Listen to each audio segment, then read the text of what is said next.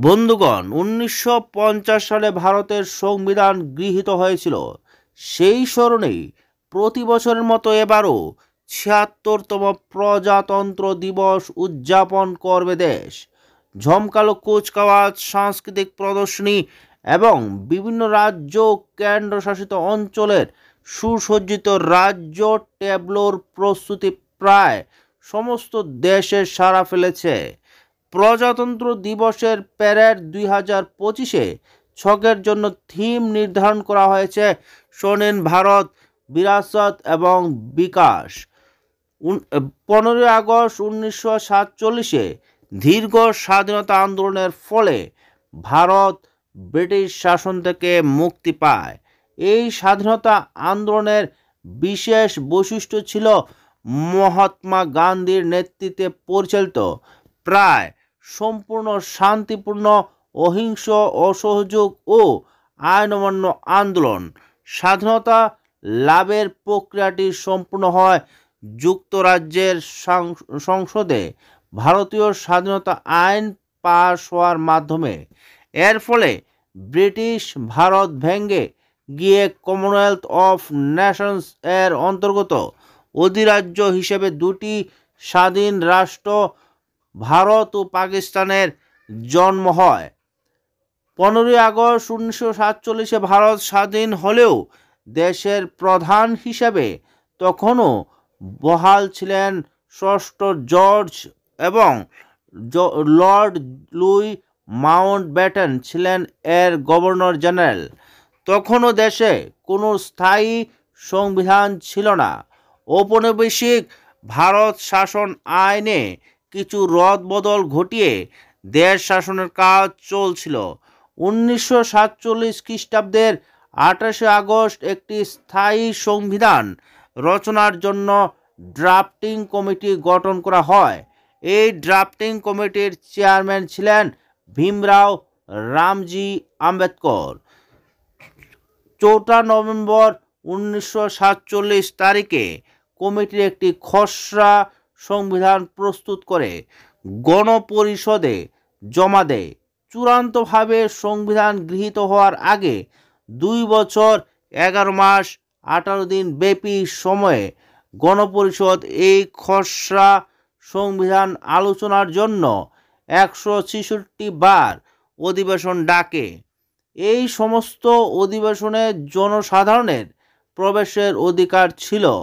১৯৪৯ সালের ২৬শে স্বাধীন ভারতের সংবিধান গৃহীত হবার পর ঠিক করা হয় ১৯৩০ সালের ২৬শে জানুয়ারি প্রথম স্বাধীনতা দিবস পালনের।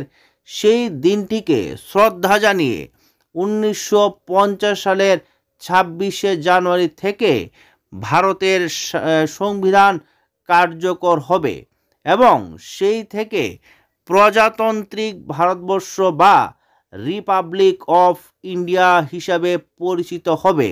বহু বিতর্ক ও কিছু কিছু সংশোধনের পর ১৯৫০ সালের ২৪শে জানুয়ারি গণপরিষদের ২৮৪ জন সদস্য চূড়ান্ত সংবিধানের হাতে লেখা দুটি নথিতে, একটি ইংরেজিতে ও অপরটি হিন্দি স্বাক্ষর করেন।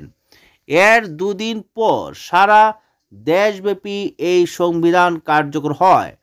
ভারতবর্ষের সম্পূর্ণ নাম হলো সার্বভৌম, সমাজতান্ত্রিক, ধর্মনিরপেক্ষ, গণতান্ত্রিক সাধারণতন্ত্র ভারত। ভারতের সাধারণতন্ত্র দিবস বা প্রজাতন্ত্র দিবস পালিত হয় ১৯৫০ সালের ২৬শে জানুয়ারি তারিখে। ভারত শাসনের জন্য ১৯৩৫ সালের ভারত সরকার আইনের পরিবর্তে ভারতীয় সংবিধান কার্যকরী হওয়ার ঘটনাকে স্মরণ করে। এটি ভারতের একটি জাতীয় দিবস। ১৯৫০ সালের ২৬শে জানুয়ারি ভারতীয় গণপরিষদ সংবিধান কার্যকরী হলেও ভারত একটি গণতান্ত্রিক রাষ্ট্রে পরিণত হয়।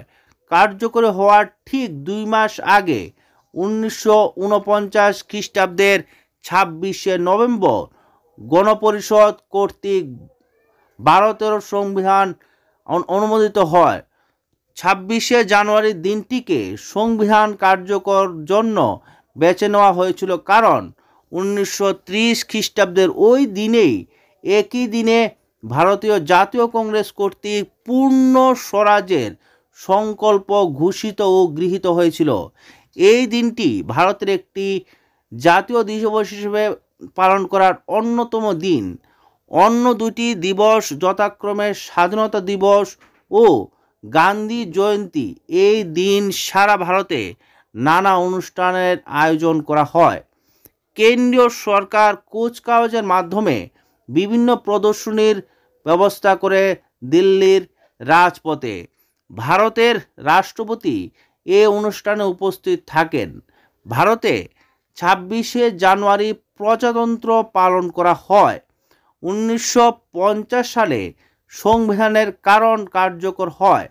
এই সংবিধানের কারণে ভারত একটি সার্বভৌম গণতান্ত্রিক প্রজাতন্ত্রে পরিণত হয়। প্রজাতন্ত্রের তাৎপর্য হল উচ্চ সংবিধান গৃহীত উপস্থিত এই দিনটি পালন করা হয়। এই দিনটি একটি জাতীয় দিন।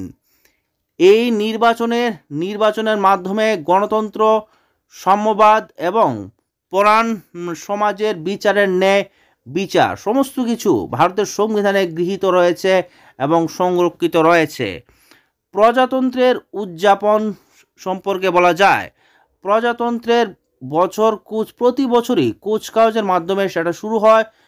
পতাকা উত্তোলন থেকে শুরু করে সাংস্কৃতিক অনুষ্ঠান সমস্ত কিছুই এই প্রজাতন্ত্র দিবসকে মুখরিত করে তোলে।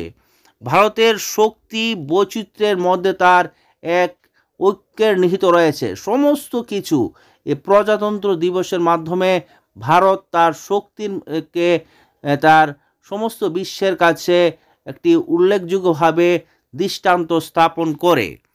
শিশুদের চিন্তা করা উচিত যে ভারত কিভাবে বিভিন্ন সাংস্কৃতিক ভাষা ও ধর্মের সমন্বয়ে গঠিত তবু একই গণতান্ত্রিক আদর্শের অধীনে ঐক্যবদ্ধ থাকে।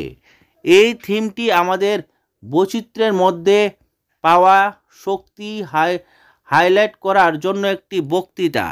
এই বক্তৃতার মাধ্যমে আমরা তুলে ধরার চেষ্টা করেছি ভারতের গণতন্ত্রের এবং ভারতের প্রজাতন্ত্রের বিভিন্ন দিকগুলি।